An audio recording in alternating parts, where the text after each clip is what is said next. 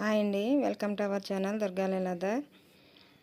ఈరోజు lemon rice చేసే విధానం చూపిస్తున్నానండి. అంటే అందరికీ తెలుసు లెమన్ రైస్ ఎలా చేసుకోవాలో, అంటే నేను ఎలా చేస్తాను అనేది మీకు చూపిస్తున్నాను అనమాట.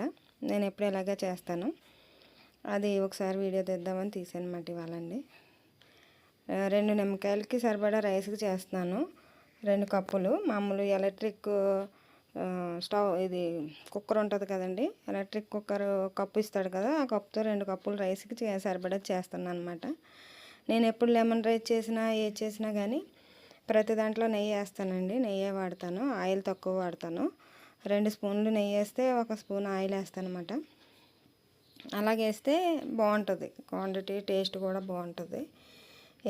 ఒకే దాంతో చేయకూడదు, నెయ్యితోటి చేయకూడదు, ఆయిల్ తోటి చేయకూడదు. కొంచెం అది ఇది కలిపేసుకోవాలన్నమాట. పప్పులు అవి బాగా ఏగుతాయి కదండి, ఫ్లేవర్ అంతా వాటికి పడుతుంది. మనం నవ్వులేటప్పుడు కూడా చాలా బాగుంటుంది. అంగో ఫస్ట్ అల్లం ముక్కలు వేసి వేపుతున్నానండి. సిమ్లో పెట్టుకోవాలి. సిమ్లో పెట్టుకుని అల్లం ముక్కలు బాగా ఏగాలి, పచ్చివాసన అంతా పోయిందాకా వేపుకోవాలి. అది అల్లం ఏగాలండి బాగా. పచ్చివాసన ఉందనుకో నవ్వులేటప్పుడు కొంచెం ఘాటుగా అది అనిపిస్తుంది, ఏగిపోయిందంటే ఘాటు పోతుంది అన్నమాట. అందుకు ఫస్ట్ అల్లం ముక్కలు వేసి బాగా వేపాలి. అల్లంతో పాటు 1 స్పూన్ ఆవాలు కూడా వేసుకోవాలన్నమాట. ఆవాలు కూడా చిటపట అనాలి, అందులో చేదంతా పోవాలి. చేదంతా పోయిందాక అలా కలుపుతూ ఉండాలి, బాగా ఏగాలి. చూసారా నెయ్యి అయితే చూసారా ఎంత బాగా నురగ వస్తుందో. నూనె అయితే అలా నురగ రాదు. నెయ్యి అయినా, పప్పు నూనె అయినా, వేరుశనగ నూనె అయినా అలాగా నురగలు వస్తాయండి. ఆ నురగతోటి మంచి స్మెల్ కూడా వస్తుంది. అది వేగినప్పుడు స్మెల్ చాలా బాగుంటుందండి. వేగినప్పుడే బాగుంటుంది, ఇంకా తయారయ్యాక ఇంకా చాలా బాగుంటుంది.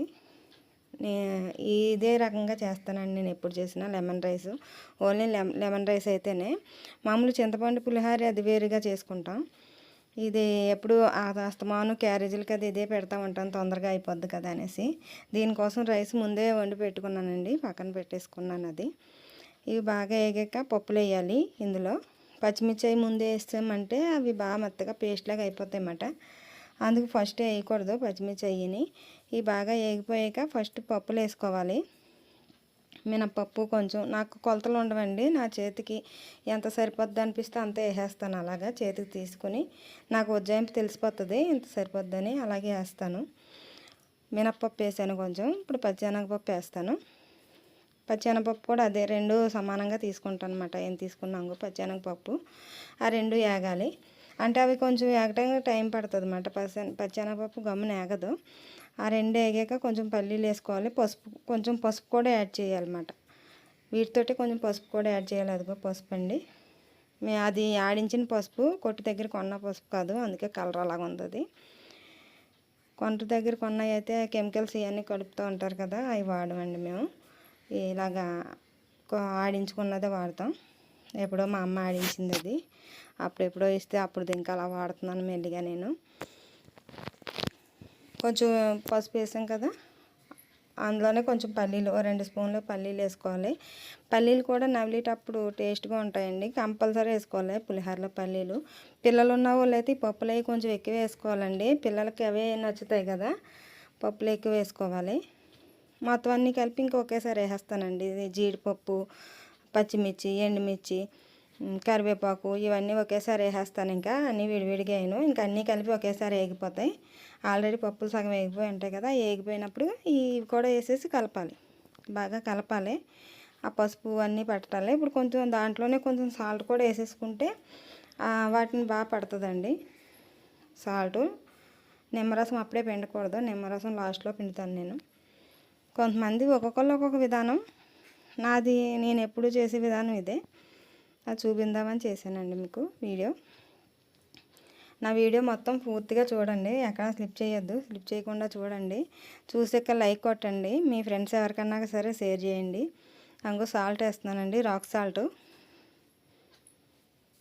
2 స్పూన్‌న్నర వేసాను. అది లాస్ట్లో సరిపోతే మళ్ళీ తర్వాత వేసుకోవచ్చు. సరిపోదు అంటే ముందే ఎక్కువ వేస్తే ఎక్కువైపోతే కష్టం కదా, తక్కువైనా పర్వాలేదు కానీ ఎక్కువైపోతే మళ్ళీ తినలేం. తక్కువైతే కొంచెం తర్వాత కలుపుకోవచ్చు, అందుకే కొంచెం తక్కువ వేసాను అనమాట. బాగా వేపుకోవాలి. అది వేగిపోయినాయి పప్పులు, అవి బాగా వేగిపోయినాయి. పప్పులు అన్నీ బాగా వేగిపోయినాయండి, కలర్ బాగా వచ్చినాయి కదా, గోల్డ్ కలర్ వచ్చినాయి. ఆ గోల్డ్ కలర్ వచ్చిన దాకా అలా వేపేసుకోవాలి. బాగా వచ్చినాయి కదా. ఇంకా రైసు మనం వండి పెట్టుకున్న రైస్ ఉంది కదా, ఆ రైస్ అందులో వేసేసుకోవాలి. పొయ్యి కట్టకూడదు, పొయ్యి ఆఫ్ చేయకూడదు, పొయ్యి అలా సిమ్లోనే ఉంచుకుని వేసుకోవాలన్నమాట. చాలామంది ఏం చేస్తారంటే ఆ పప్పులు అవి వేగిపోయినాక పొయ్యి కట్టేసి అప్పుడు రైస్ వేస్తారు. నేను అలాగేనండి, పొయ్యి అలా సిమ్లో పెట్టి వేస్తాను. రైస్ అది వేసి శుభ్రంగా మొత్తం తాలింపు అంతా కలిసిలా కలుపుతాను. మొత్తం తాలింపు అంతా కలాలండి. అన్నానికి అది పసుపు ఉప్పు ఆ తాలింపు మొత్తం అంతా ఆయిల్ అది బాగా పట్టాలి. కలర్ కూడా మంచి కలర్ వస్తుందండి అది. అలాగే సిమ్లో పెట్టి ఆపాలి. పొయ్యి కట్టేసిన చెమ్మది పోదండి. అవి ఇప్పుడు చాలామంది ఏం చేస్తున్నారంటే పప్పులు వేగిపోయినాకనే పొయ్యి కట్టేస్తారు. కట్టేసి తర్వాత వైట్ రైస్ వేసి తర్వాత లెమన్ పిండుతారు. ఆ లెమన్ అది అలా పచ్చి అలా ఉండిపోద్ది కదండి. నేను అలా చేయను, సిమ్లోనే ఉంచి రైస్ కలిపేసి వాటికి బాగా పట్టాక లాస్ట్లో నిమ్మరసం పిండుతాను. సిమ్లోనే ఉంటుంది అలా పొయ్యి. నిమ్మరసం పిండుతున్నానండి. 4 చెక్కలు 2 కాయలు అవి పిండేసి కలపాలి. శుభ్రంగా బాగా కలిసిలాగా కలపాలి. పైనుంచి కిందాక మొత్తం రసం అంతా కిందకి దిగుతుంది కదండి. మొత్తం పైనుంచి కిందాక అది బాగా కలపాలి. 4 చెక్కలు పిండుతున్నాను. పైన పిండుతాను, కింద మంట మట్టుకు అలాగే ఉండాలి, ఆఫ్ చేయకూడదు. ఆఫ్ చేసామంటే అది వాటర్ కింద ఉంటుందండి. అన్నం లాక్కోదు, వేడి మీదే ఆ రైసు ఇవన్నీ లాక్కుంటుంది. వేడి తగ్గిపోయిందంటే అవన్నీ లాక్కోదు. ఇప్పుడు చింతపండు పులిహోర ఉందనుకో, చింతపండు తాలింపు పక్కన పెట్టేసుకుని ఆ రైస్ వేసుకుని కలిపేసుకుంటారు, అది వేరు. ఇది నిమ్మకాయది అయితే నిమ్మకాయతోటి దబ్బకాయతోటి నిమ్మప్పు పులిహోర ఒకటి చేస్తారండి. అది కూడా ఇలాగే కొంచెం ప్రాసెస్ ఇలాగే ఉంటుంది. అది కూడా అది కొంచెం వాటర్లో కలుపుతారు నిమ్మప్పుని. దబ్బకాయ కూడా ఇలా నిమ్మరసంలాగే తీస్తారు. నిమ్మరసం తీసి అలా ఎలాగేసామో అలాగే కలుపుతారు అన్నమాట. అలా మొత్తం కలాలండి. కలిసాక శుభ్రంగా కలాలి. పైనుంచి కిందాక బాగా కలుపుతూ ఉండాలి. కలిపితేనే దాన్ని బాగా పడుతుంది. కలపకపోతే ఎక్కడిదక్కడే నిమ్మరసం అంతా కిందకి దిగిపోద్దండి. దిగిపోయిందంటే బాగోదు కదా టేస్ట్. ఆ వేడి మీదే అలా కలుపుతూ ఉండాలి. కలుపుతూ ఉంటే పట్టేస్తుంది. మనం చేయి పెట్టి కలిపామంటే అన్నం పొడి పొడి అయిపోద్ది. ఇది వరకటి రోజుల్లో అయితే పులిహోరని చేతితో కలిపేవారు. ఈ మధ్యన ఎవరో చేతులు పెట్టట్లేదండి, చెయ్యి వాడట్లేదు. నేనైతే అసలు పెట్టను చెయ్య. ఎప్పుడు చేసినా సరే చేయి పెట్టను. అలాగే ఏదో ఒక పేనంతో కలుపుతాను అనమాట. అలా చేతితో అస్సలు పెట్టను. ఇదివరకు చూసేదాన్ని, నేను ఎవరికైనా చేస్తుంటే చూసేదాన్ని అనమాట. అబ్బా చేతులు పెట్టి ఇలా కలిపేస్తున్నారేంటి అనుకునేదాన్ని నేను. నాకు నచ్చదండి అలా చేయి పెట్టి కలిపింది. నేను కలపను కూడా, ఎవరికైనా పెట్టేది కూడా చేయి పెట్టి అసలు కలపను నేను. ఇంకా అలా కలిపేసి అలా పక్కన పెట్టి ఉంచాలి కొంచెంసేపు. పొయ్యి మట్టుకు సిమ్లోనే ఉంచాలి. తర్వాత అది మన కొత్తిమీర వేసుకోవాలి. ఇంకా లాస్ట్లో కొత్తిమీర వేసేసుకుని దింపేసుకోవచ్చు. దింపేసుకుని అది వేడి తర్వాత పొయ్యి కట్టేసుకుని వేడి చల్లారకుండానే కొంచెం టేస్ట్ చూడాలన్నమాట. ఉప్పు అప్పుడే తెలుస్తుంది, చల్లారిపోయాక తెలియదు మనకి. కొంచెం వేడిగా ఉన్నప్పుడే కొంచెం నోట్లో వేసుకుని చూస్తే తెలుస్తుందండి. ఇంకా రెడీ అయిపోయినట్టే. కొంచెం అలా వేడికి అలా మగ్గుతుందని అలా ఉంచాయన్నమాట. అలా శుభ్రంగా కలపాలి. బాగా కలుపుకుని దానికి పట్టిందాకా ఉంచి లాస్ట్లో కొత్తిమీర వేసేస్తే ఇంకా పులిహోర రెడీ అయిపోయినట్టే. ఇంకా అలాగా ఒక 2 నిమిషాలు ఆగి అలా కలుపుతూ ఉండాలి. పైనుంచి కింద నుంచి పైకి కలపాలి. నిమ్మరసం బాగా పట్టాలి కదా, కలపాలి. అలాగా కలుపుతూ ఉండాలి. ఆయన కలర్ఫుల్గా కనపడుతుంది కదండి, చూస్తుంటేనే నోరు ఊరుతుంది. ఇదే విధానంగా అందరూ చేయండి. నా వీడియో చూసి వాళ్ళందరూ చేసుకోండి. ఎలా ఉందో కామెంట్ చేయండి. అందులో లాస్ట్లో కొత్తిమీర జల్లేస్తున్నాను. కొత్తిమీర జల్లేసి ఇంకా కలిపేసుకొని దింపేసుకోవటమే. తర్వాత టేస్ట్ చూసుకొని మనకు ఉప్పు సాల్ట్ సరిపోకపోతే మనకు టేస్ట్కి తగ్గట్టు వేసుకోవాలంతే. నాకైతే సరిపోలేదండి, లాస్ట్లో కొంచెం వేసాను. అది ఆ వీడియో కొంచెం మిస్ అయింది. అది నాతో అలా కలిపేసుకోవాలండి. కలిపేసుకుని తింటే అది రేపటికైనా బాగానే ఉంటుంది. కానీ వేడివేడిది నిమ్మకాయ పులిహోర కదండి, నిమ్మరసంతో చేసింది కాబట్టి వేడివేడి తింటేనే బాగుంటుంది. అప్పటికప్పుడే తినాలి. ఎప్పుడైనా చేస్తాను, అస్తమానం చేయను నేను కూడా. ఎప్పుడైనా మా అబ్బాయి బాక్స్లో అస్తమానం లెమన్ రైస్ అంటాడు, అన్నప్పుడు అలా చేస్తానమాట. ఇంకా పొయ్యి ఆఫ్ చేసేసుకోవచ్చు. ఇంకా వేడెక్కింది కదా, పొయ్యి ఆఫ్ చేసేసుకుని అది టేస్ట్ ఎలాగుందో చూస్తే సరిపోతుందండి. అలా కలయి పెడతా ఉండాలి బాగానే.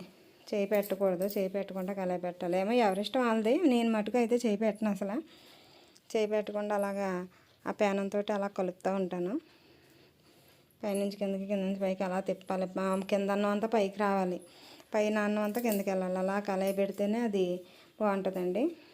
ఇంకా పొయ్యి ఆఫ్ చేసేసుకోవచ్చు. ఒకసారి పెద్ద మంటలో పెట్టి హై మంటలో ఆఫ్ చేసేసుకుని కలుపుకొని చూసుకోవటమే. చాలా బాగుంటుందండి. ఇప్పుడు నుంచి అన్ని వీడియోలు అలా అప్లోడ్ చేస్తూ ఉంటాను. నా వీడియోస్ కనుక ఫాలో అయ్యే వాళ్ళు ఎవరైనా ఉంటే ఒకసారి ట్రై చేయండి. ట్రై చేసి మీరు ఎలాగుందో చెప్పండి. ఇంకో లెమన్ రైస్ రెడీ అయిపోయింది. ఇంకా టేస్ట్ చేయటమే. బాగుంది కదండి, కలర్ఫుల్గా ఉంది కదా. ఇంకా కలుపుతుంటే పొగలు వస్తున్నాయి. చాలామంది లెమన్ రైస్ ఏంటి, మామూలు చింతపండు పులిహోర ఏంటి, ఏం చేసుకున్నా సరే అన్నం చల్లారిపోయాక చేస్తారు. అన్నం చల్లారాక చేస్తే కలర్ కూడా సరిగ్గా రాదండి, ముద్ద ముద్దలాగా తయారవుతుంది. నేను అలా చేయను, వేడి వేడి అన్నంతో చేస్తాను. అన్నం వేడిగానే ఉండాలి నాకు. ఆ పొయ్యి మీద తాలింపు కూడా పొయ్యి ఆఫ్ చేయకుండా అలాగా మంట పెట్టే చేస్తాను అన్నమాట. చేస్తేనే అలా కలర్ఫుల్గా కనపడతాయి. చూడండి, పప్పులు అవన్నీ కూడా ఎక్కువ ఉంటాయి. పిల్లలు ఉన్న ఇంట్లో కంపల్సరీ పప్పులు అవి ఎక్కువ వేసుకోవాలండి. అవి ఇష్టపడతారు పిల్లలు. ఓకేనండి, నా వీడియో మీకు నచ్చింది అనుకుంటాను. నచ్చితే ప్లీజ్ నా ఛానల్ సబ్స్క్రైబ్ చేయండి, లైక్ చేయండి, షేర్ చేయండి. Thank you.